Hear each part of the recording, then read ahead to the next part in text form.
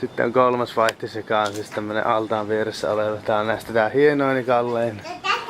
Tää on aika makee.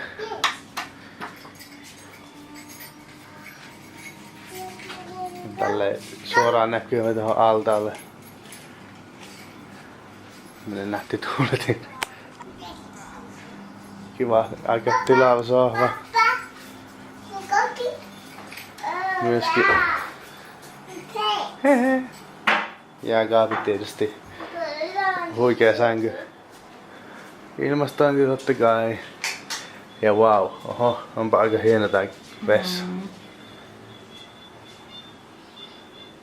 Ei ehkä näy tästä kuvasta niin ees, mutta simakee kylpyamme. Vaikka tossa kun on tuo allas, niin mä sitten ihan varma, että mitä sillä tekee. Mutta paljon tää on 1300. Niin tää menee niille, kyllä. Tää on 1300 yö. Niin.